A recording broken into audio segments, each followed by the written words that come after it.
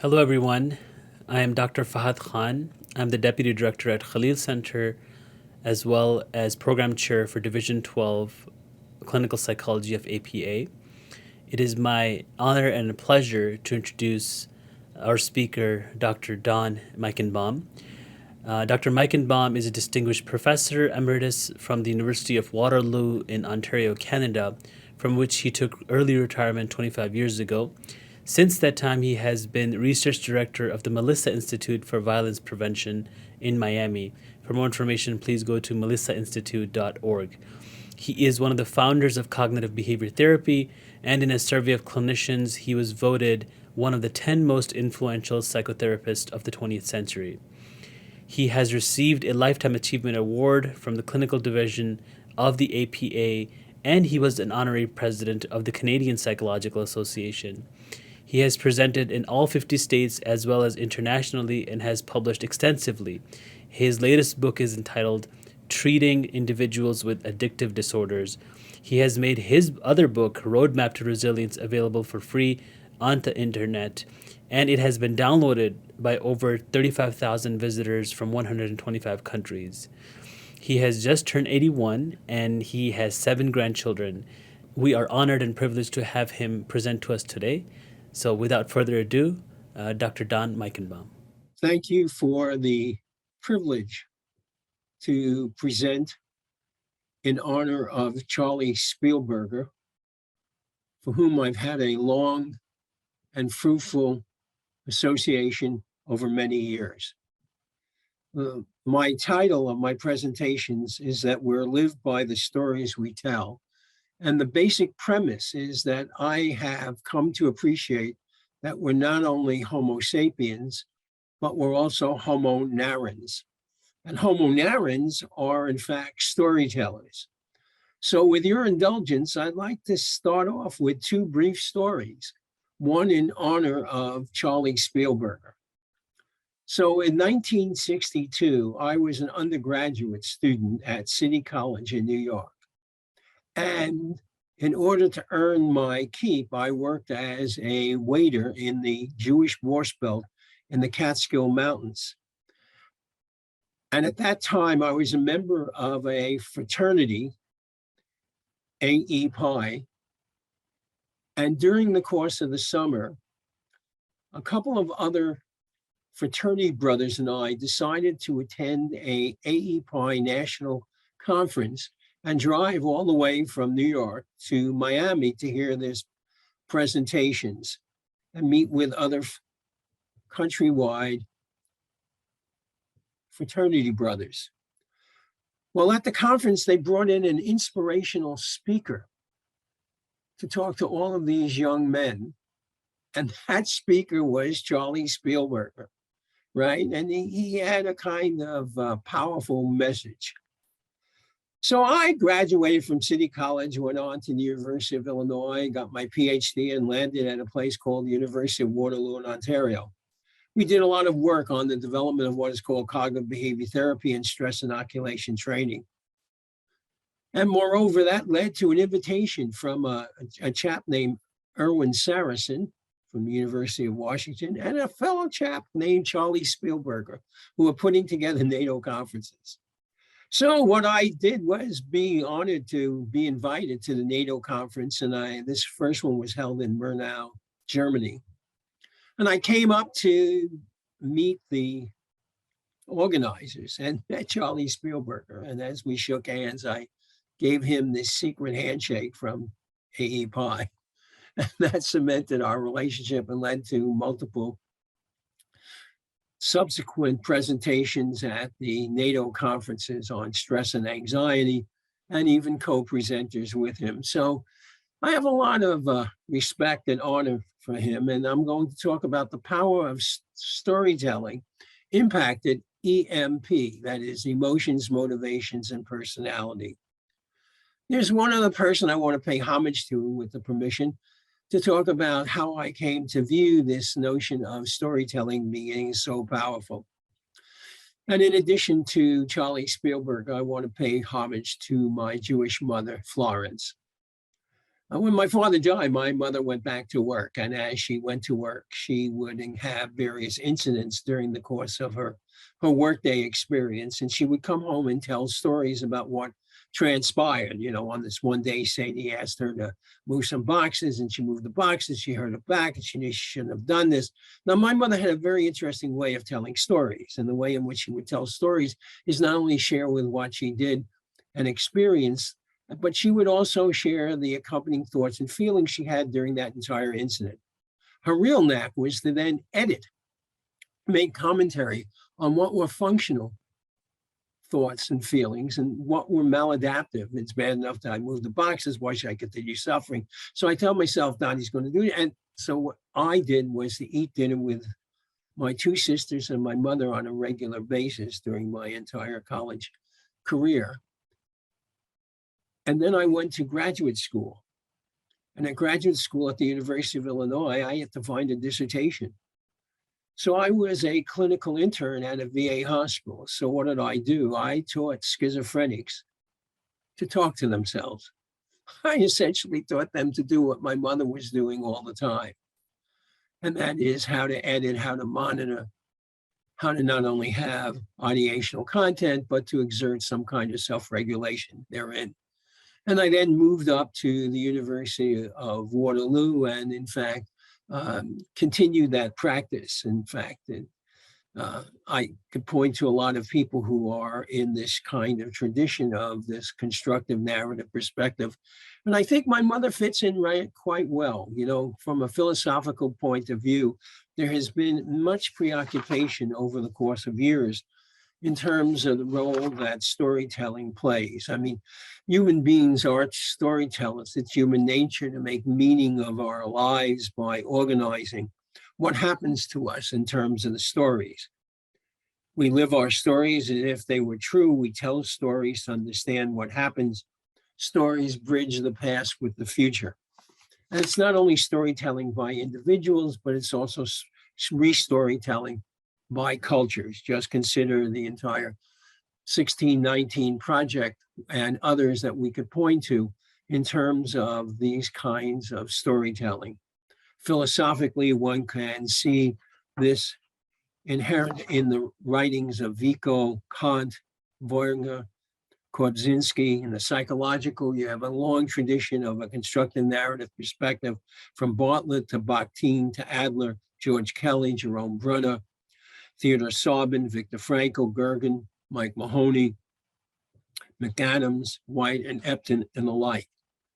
Moreover, I am a clinical psychologist, and I get paid to listen to people's stories. Psychotherapy isn't something very sexy.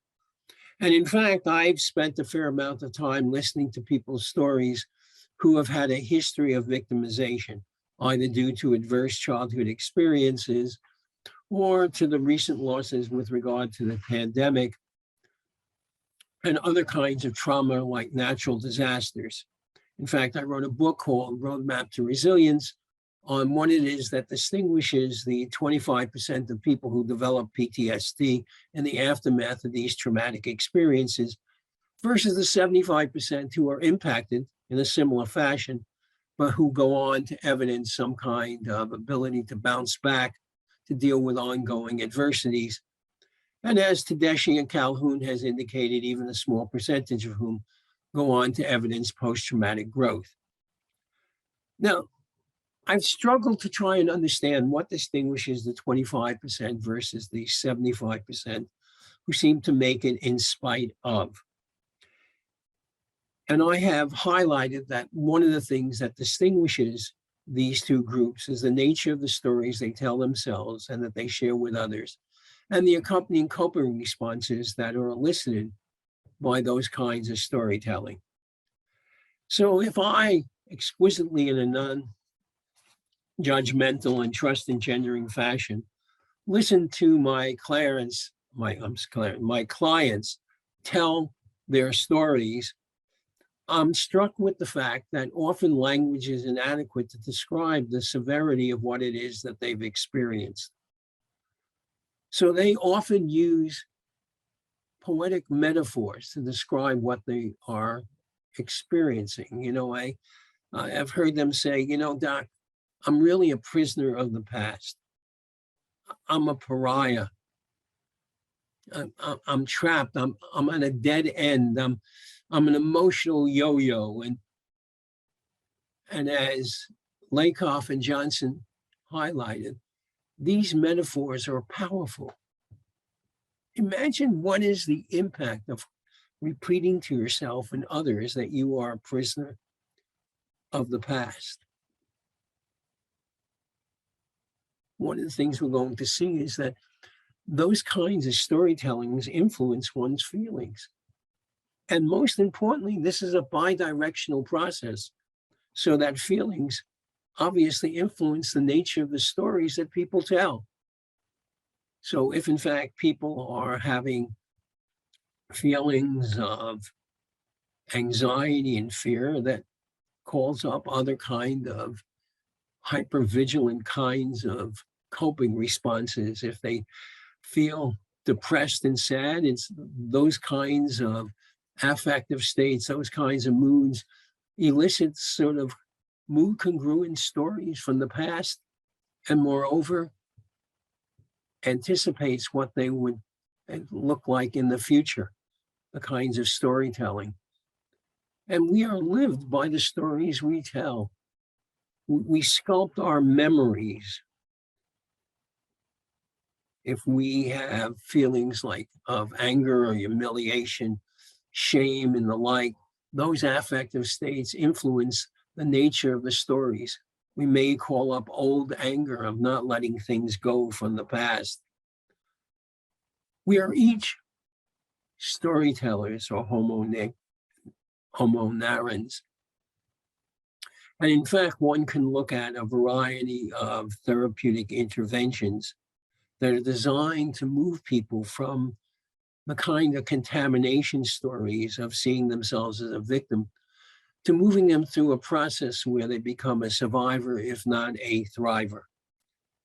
Now, one of the powerful aspects to keep in mind is that when people have experienced these kinds of cumulative pile-up stressors, as Van de Kolk and others have highlighted, the body keeps score, that there are changes at the neurological level of the structure and function of the brain, the nature of the neurotransmitters and other kinds of communication systems of the brain that are affected. Now here's equally an important element that I have highlighted, and that is when people tell resilience engendering stories, when they find meaning to their activities and future coping responses, when they evidence emotion regulation and even have positive emotions of gratitude, forgiveness, joy, love, humor, exercise, and the like, that too can change the brain. So one of the interesting components of this presentation, I hope, will be to have you appreciate some of the therapeutic efforts and some of the research that supports the power of storytelling. At the therapeutic level, there's a great deal of interest and work on what's called restorative retelling. In fact, if you look at the work on helping people cope with prolonged and complicated grief and traumatic bereavement, Shear, Pringerson, and others have used what they call an empty chair from a Gestalt therapeutic point of view of having the individuals who've been victimized to have a dialogue with the absent other.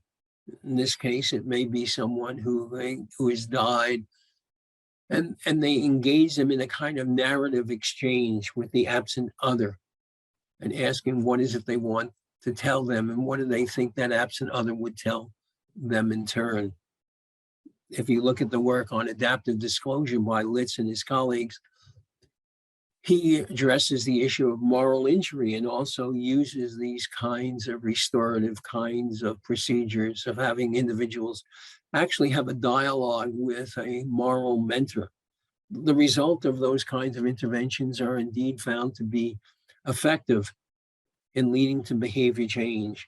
There are a variety of imagery rescripting procedures where people like Smucker and Dansu go back in time and ask people to comfort that child who is victimized, who be more aggressive towards the perpetrator. There's work by Kubani on helping people appreciate the impact of hindsight bias, of having information that they now have that they didn't have at the time. Each of these kinds of constructive narrative procedures, each of these cognitive behavioral interventions have been found to be effective in alleviating some of the post-traumatic stress disorder symptomatology, and is a way of bolstering resilience and helping people adapt. But here's a question. Is storytelling an epiphenomena? Is it just a correlate of other kinds of changes? There's a couple of other lines of research that I'd like to highlight for you. And that is, if you look at people who have acute stress disorder, the work by Bryant or the work by Ehlers and Clark, they've highlighted the nature and characteristics of the storytelling that gets people stuck at that 25% level. They've indicated that the nature of the stories, the memories that they've had, are sensory driven, that they're disorganized and fragmented, that they characterize overgeneralized memories of not having a beginning, middles, and end that undercut the notion of any kind of hopeful accounts.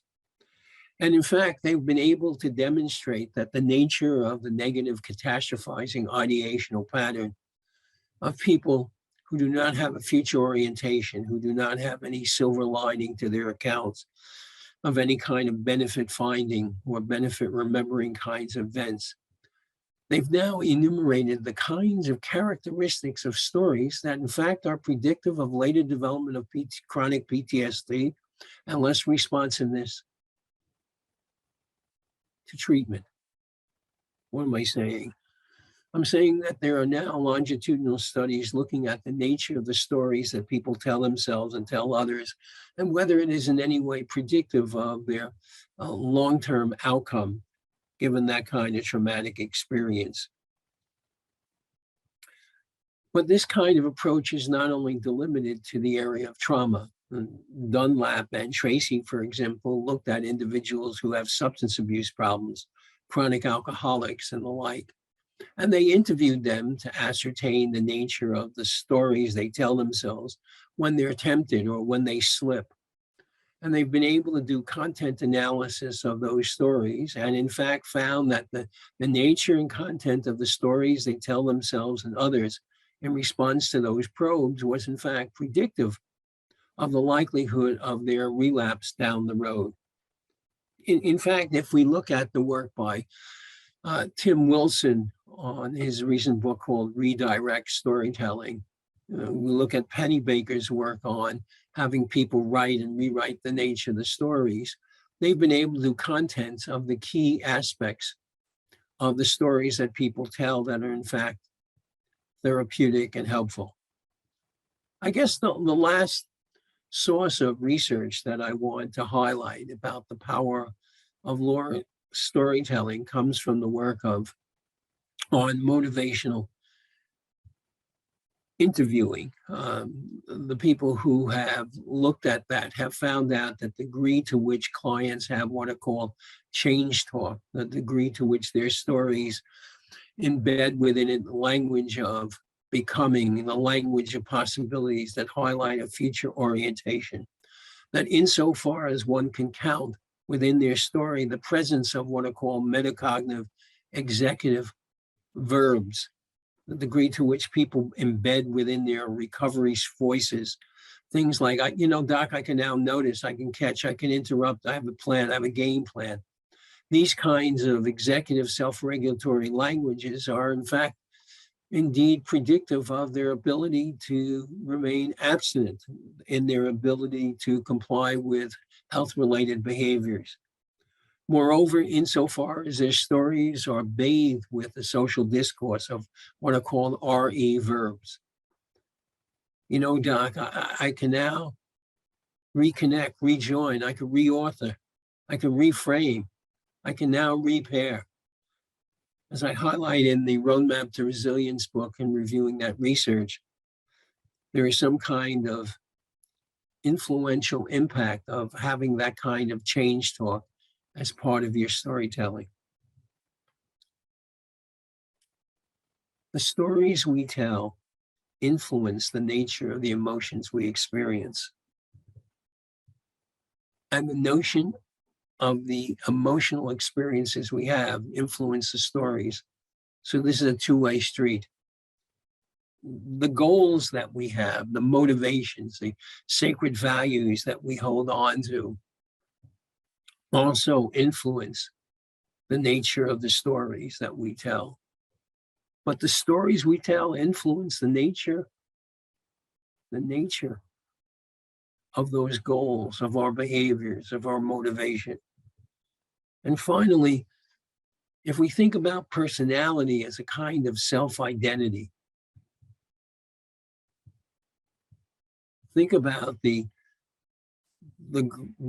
controversies that we're now confronting in terms of political polarization, of resistance to vaccinations, on what is the stories we have to tell ourselves to follow one political stance versus another. And this presents a challenge as to how do we influence and change the nature of the stories. Charlie Spielberger and I gave a number of collaborative presentations on stress and anxiety, not only at NATO conferences, but subsequently. And we would often struggle in thinking about how best to help people change the nature of the stories and alter the nature of the coping responses that they engage in. I miss Charlie Spielberger like we all do. And I feel privileged to be able to share and honor his memory from that youth in 1962 who first heard him and then went on to spend over 50 years as a clinical psychologist. I want to thank you for your attention and interest, and moreover, finally extend an invitation. My email address is dhmeich@aol.com, dhmeich@aol.com. And I would be more than happy to send you a copy of the chapter I wrote, which includes the references to all of the people I cited in this presentation. I look forward to your questions and answers. Thank you. Thank you so much. And that was incredible. I appreciate that. And I'm sure that everyone who heard this presentation will also appreciate that.